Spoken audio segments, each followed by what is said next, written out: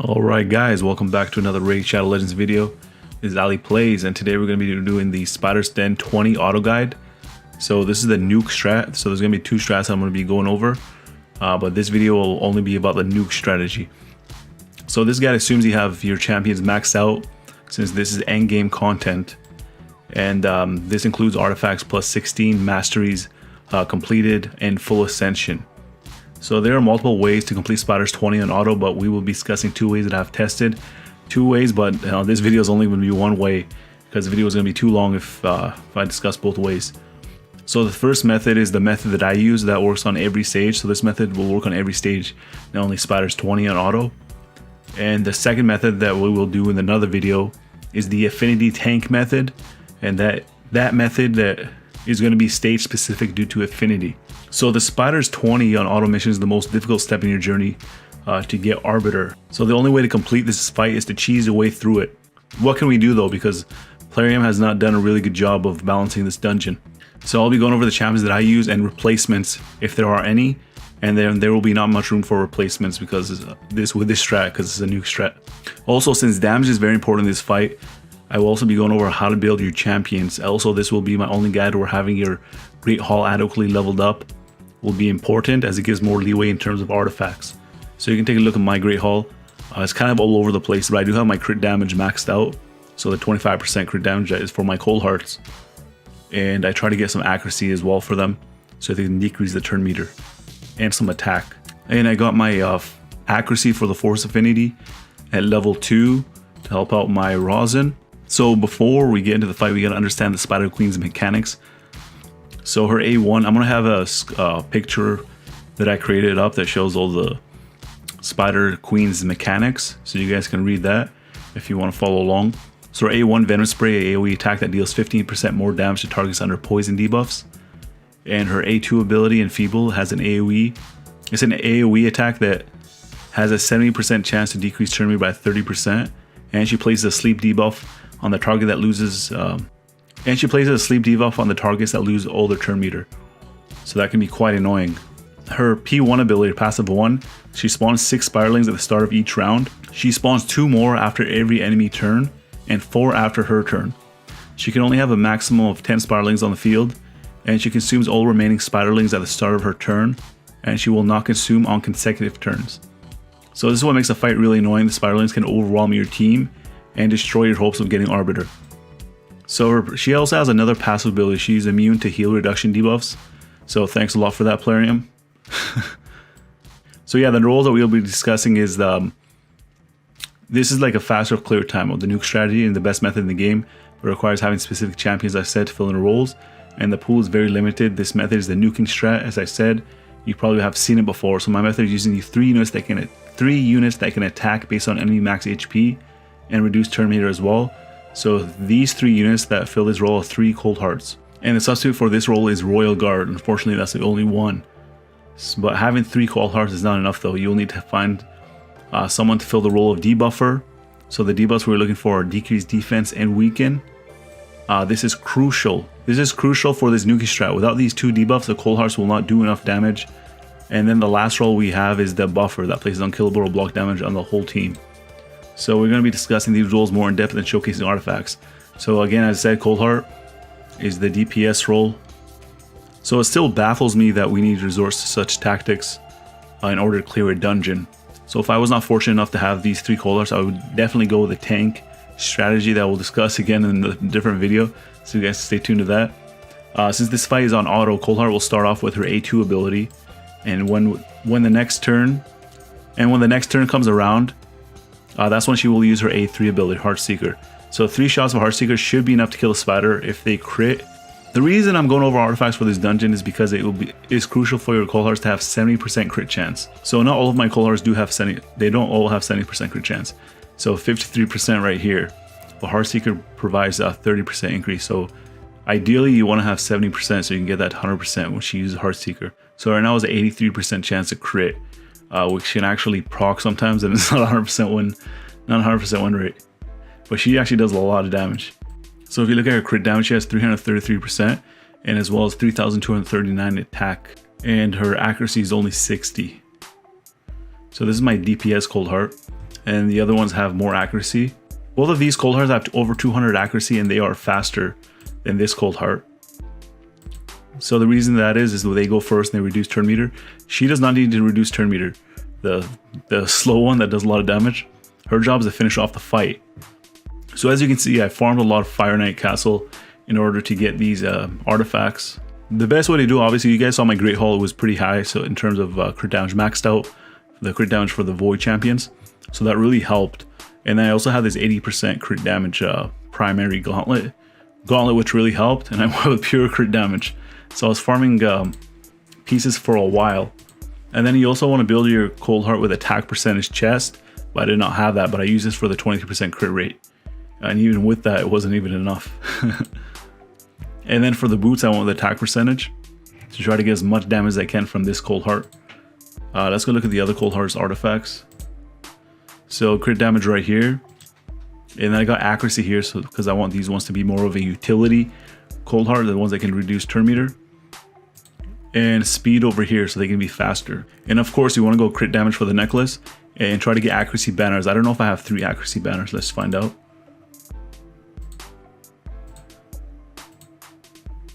So I only have 2 accuracy banners. I think if I got a 3rd one, it would be better, but that's not an issue.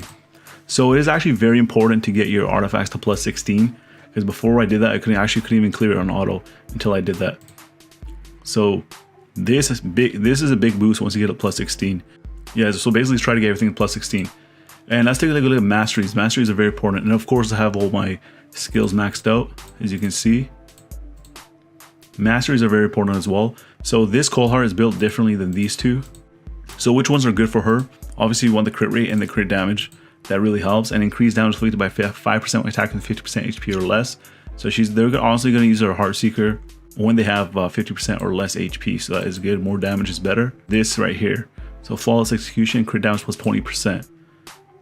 And also you want to get this, increase damage inflicted to targets less than 40% HP by 8%. As well as bring it down 6%. Increase your damage by 6% when attacking targets with higher max HP. And we went with the accuracy.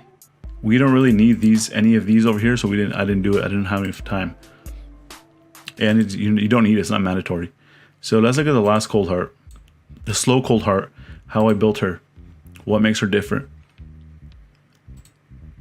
So she has Wrath of the Slain. That was what makes her really different.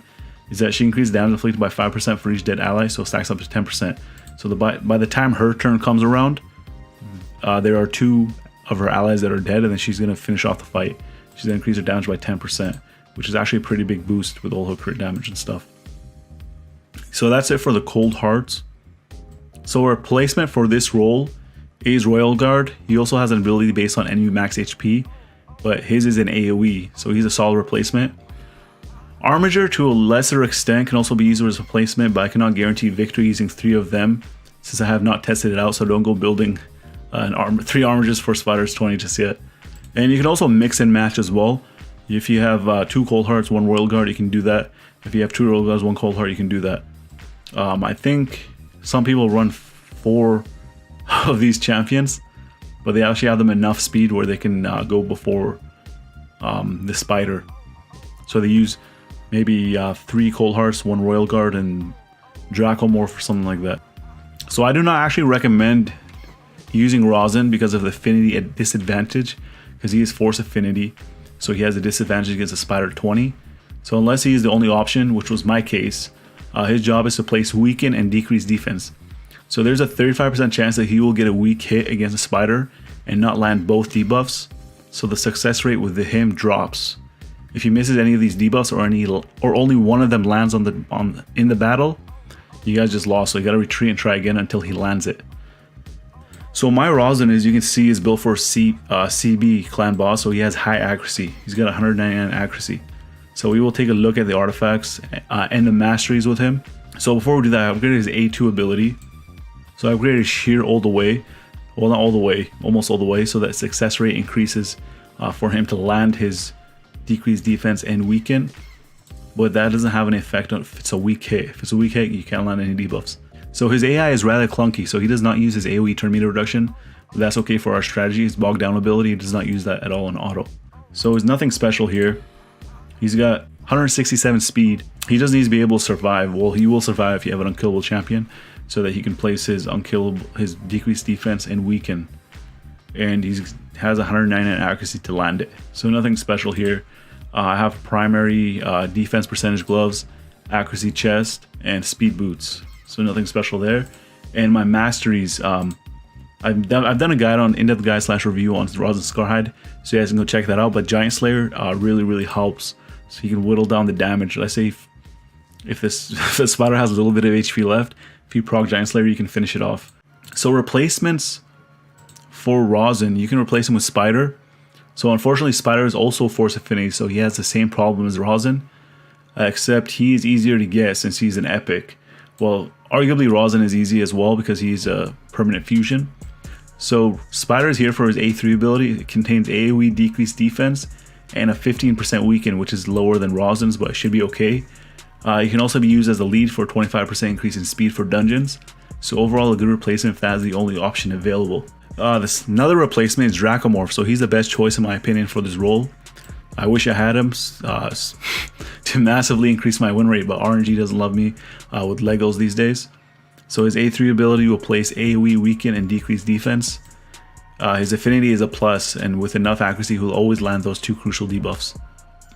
Let's talk about Bellinor. He's also a sub. Again, I'm sorry there's another Lego, but what can I do? So he's here for his A2 ability that places decreased defense and weaken. And I'm not going to go over any more champions with these debuffs, but you can refer to the list that I will post on here.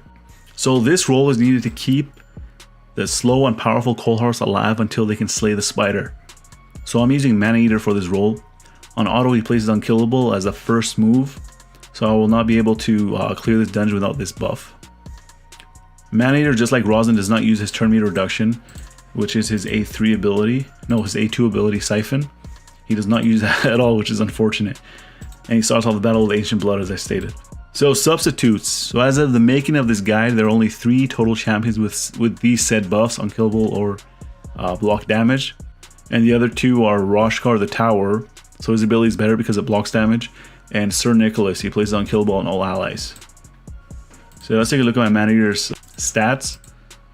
So he has 215 speed and a lot of health points, 47,000 HP. So that's all you need basically, just make him survive and be able to use his abilities. And I also have War Master on Maneater, which actually helps out a lot when you try to finish off the spider. Sometimes Cold Heart does a little bit of damage and then there's a little bit of sliver of HP left. I've actually lost a match because he didn't proc his War Master before. And yeah, that really helps out in the long run. So again, apologies that, well, it's not my fault, but apologies that there are not too many options for the nuking strategy, but we gotta cheese our way through it because the way the player did it. So right off the bat, we gotta land decreased defense and weaken. If we don't do that, we gotta retreat. So he's gonna use Ancient Blood. He's gonna use Shear. Let's see if we land both. Okay, we landed both. We're good. So they're gonna use their A2 ability first. The thing is, it's hard to make your Cold Hearts fast as well as deal a lot of damage. And one of the issues is one of my Cold Hearts does not have 70% crit rate, so that can actually mess me up.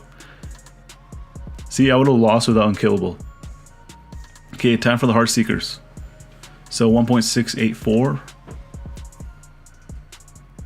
Okay, we procced a War Master there. Another Heart Seeker coming.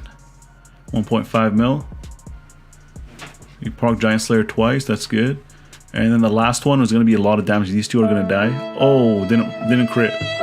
So we got to back out.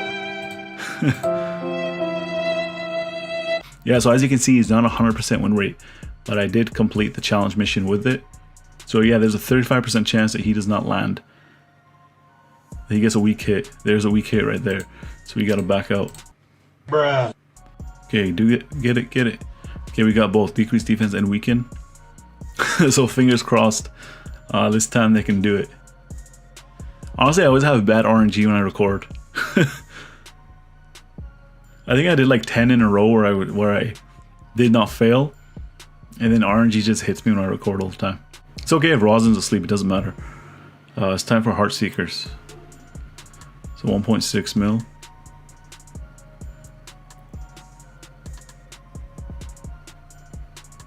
$1.7 mil. And I think the third one, if these cold hearts are dead, yeah, there's one. I need them to die. Okay, there's 10% more damage on this cold heart. And then now she's going to do around 2.7 mil, hopefully. Everybody's dead. And now she's got to clear this. No, she didn't crit.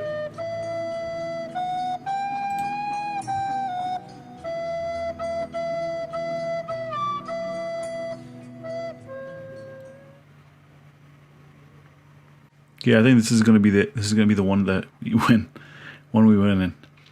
So, anyways, the tank affinity strategy I'm gonna do in my next video is gonna be it's gonna have a higher win percentage, but it's gonna be slower.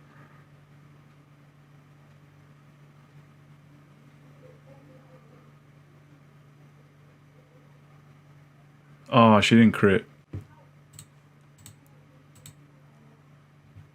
Another one. Another one. Another one. Another one.